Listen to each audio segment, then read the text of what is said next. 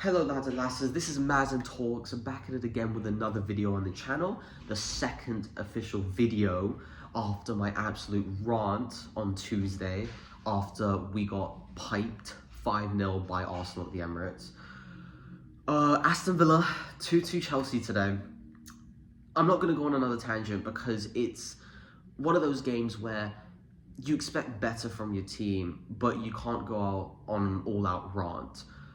Aston Villa away is a tough game for lots of teams in the Premier League. I mean, heck, Arsenal even lost there earlier this year. I think Man City drew there, or I don't know if that was last year or this year, but it's a tough place to go.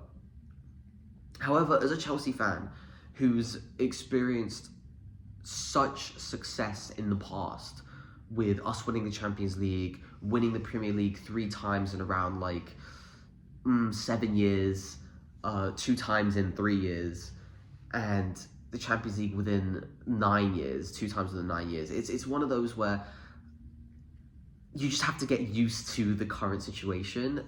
It's sunk in, or it's trying to sink in, that Chelsea are not the same side we were before, and that we're now pretty much a mid-table side, unless things get better. Hopefully they do. But this result today, with the circumstances that things are going, I'm still very proud of the way the team came back. The team came back in typical Chelsea DNA style. The start wasn't as planned. It was one of those games of 2 halves. Aston Villa completely dominated us in the first half, going 2-0 up. They scored within 3-4 minutes, Cucurella own goal, but the defending was horrible. Aston Villa breaking down the left-hand side, passing it into our box for John McGinn with an open shot at our goal. No one marking him in our own 6-yard box. It's just typical Chelsea this year with Pochettino in charge, and they absolutely dominated us, going 1-0 up. And then you think from that point that it would go on to be a 4-5-0 game like the Arsenal game, but actually didn't. We actually put in a lot of fight. The team actually did put in a lot of fight, and there were a few chances we had. Nicholas Jackson with a disallowed goal, the ball over the top for Nicholas Jackson. He actually finishes it, credit to him, for once, but ruled offside, rightfully so, very offside. And the game just, it was one of those weird ones. Martin Tyler actually said it in the commentary too. It's like, when Aston Villa got that goal, you expect the home crowd to be behind them, push them.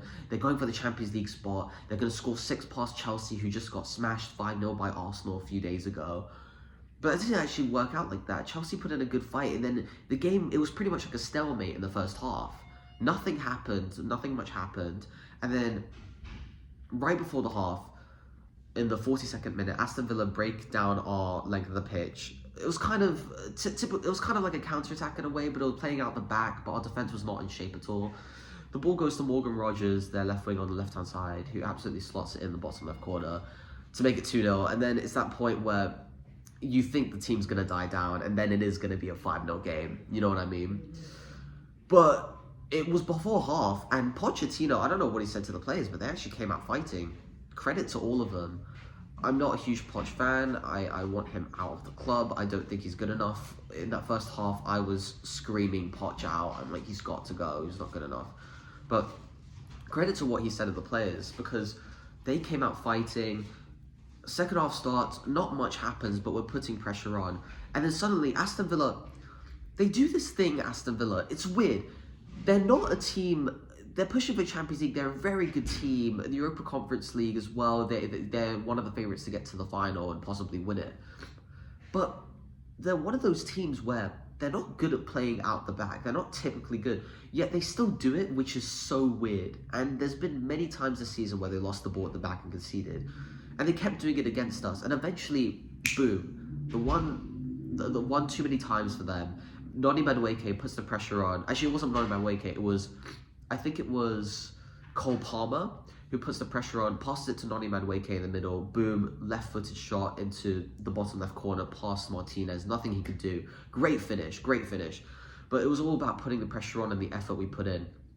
And I actually saw that. I was also watching an Ipswich Town game today. Yes, this club has gotten me into such a bad situation where I'm watching Championship football. But Ipswich Town are playing some good stuff, and they're going to probably go up to the Premier League. But the game today that I watched, they had to win, obviously, to get... Well, not obviously, but they had to win to get automatic promotion to the Premier League. And they're playing away against Hull. And the same thing happened. I'm using comparison here. The same thing happened where they passed it to Sam Morsey at the back, one of their midfielders.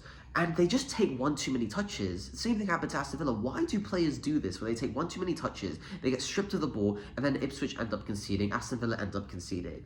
I don't understand why they do it. Like, there's players around you who you could pass to. Clearly, no one's covered. Just pass it to them. Get the ball out the back. Boom, hoof it. What happened to the olden days where just hoof the ball out? It's all about playing out the back, which, yes, it's more pretty, but you're going to concede goals like this. So I don't know why them two did it. And funnily enough, Aston Villa and Ipswich, they both played out the back today, and they both ended up drawing because of it. So, stupid from Aston Villa. Very stupid. But as a Chelsea fan, I'm happy. You got the goal back. Boom. Back in the game. And we continue pushing. We don't concede. It's one of those things where typical Chelsea fashion would maybe concede, make it 3-1 to the opposite team. But we don't. We actually play well. We stand our ground and we're attacking. Boom. And we officially get our reward with Conor Gallagher in the 81st minute. Great 1-2 between Gallagher and Madueke in the middle. Or Gallagher in the middle, passes it out wide to Madueke. Madueke passes it back into Gallagher. And oh my God, what a goal. Oh, on his weaker left foot too, Conor Gallagher whips it with his left foot into the top left corner of the goal. No one is saving that. And if you look at the replay, Gallagher didn't even look up with the goal. He didn't even look up before he placed it. He straight up just boom, placed it. No way he wants to put it. As soon as he looks up, the ball's on the back of the net. Gallagher gets a lot of slack for Chelsea. But this year, he's been very good. People have not said that too much. The concentration has been on Enzo and Caicedo, rightfully so. They're both over £100 million players. But this midfield's actually better with Gallagher in the middle than Enzo. As much as I love Enzo, this year, Gallagher has been so good. So good. Scoring goals for fun. And, running around that midfield, getting possession, winning possession. He's one of those players where he's not elegant like Kevin De Bruyne. He can't pick out a pass and, split a defense. But he's one of those, old school, fight, grit players. You just would fight for every ball and someone you just want in your midfield just for the sake of the effort they put in, not for the technical ability. And I love him for that. It's nice to have a player like that in our squad. So, great performance again. And he seals it with an amazing goal. 2-2, back in the game. Boom. And you'd think we'd be happy with that. 2-0 down at Aston Villa. Getting it back to 2-2. But no, we actually go for the win in typical DNA Chelsea fashion. Instead of just surviving on the draw like we always somehow do.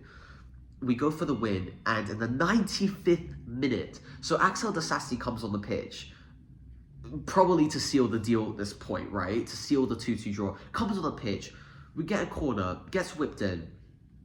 Badiashile fights with the Aston Villa defender, Diego Carlos, for the ball. It's in the air. Wins it, passes it to wins the header. Disasi gets the header, literally plants it into the Aston Villa net. Boom, 3-2 Chelsea. 95th minute. The comeback is complete from 2-0 down to 3-2. Typical Chelsea fashion. But then it's taken away. And it's the right decision. I posted on my Instagram earlier that we've been robbed and that the Premier League is rigged and everything. The second bit I still kind of believe in with how bad VAR has been. But you look back on it, we've not been robbed. So what happened is the ball was in the air between Badiashile, Diego Carlos. I keep trying to say Roberto Carlos. They're both Brazilian. Diego Carlos, the Aston Villa defender. They're both big men. 6'2", Diego Carlos, and Badiashile 6'3". Badiashile nudges Diego Carlos in the back with his some people say it's the shoulder, but it's more of the elbow / arm. Nudges him in the back. Diego Carlos goes a bit forward.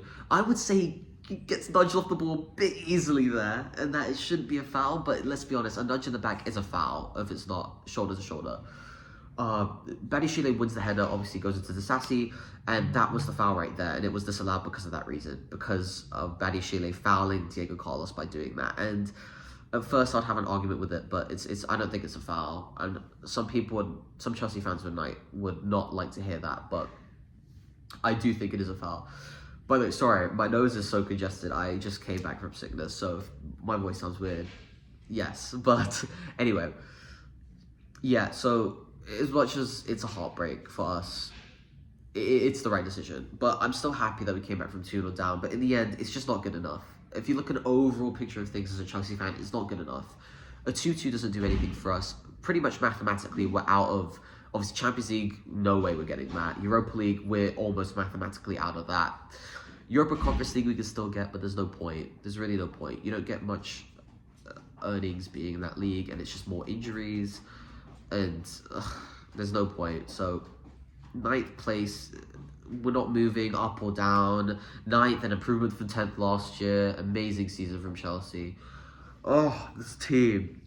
But result doesn't do anything. It's more of just a pride thing and not losing our heads and not getting smashed 5-0. So, at least I'm happy with that, you know, but typical 2-2. But one thing about today, which is, apart from the result, which is a heartbreaker, Thiago Silva got injured today, and I think that's his last game in a Chelsea shirt. From a muscle injury, it's a muscle injury. As a player who's 39 years old with 4 games left in the season, 5 actually, I think, for us. But still, I don't think he's going to come back. There's a month left in the season, and it's upsetting because he's going to be leaving at the end of the season.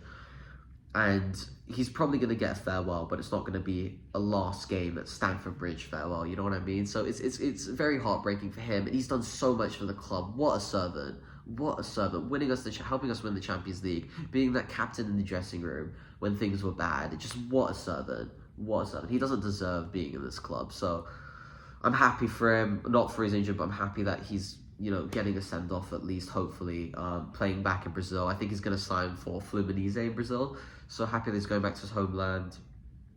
But I'm going to miss him. I think he's the last Chelsea, apart from maybe Gallagher, he's the last Chelsea, like, proper Chels player. So it's upsetting. It's really upsetting.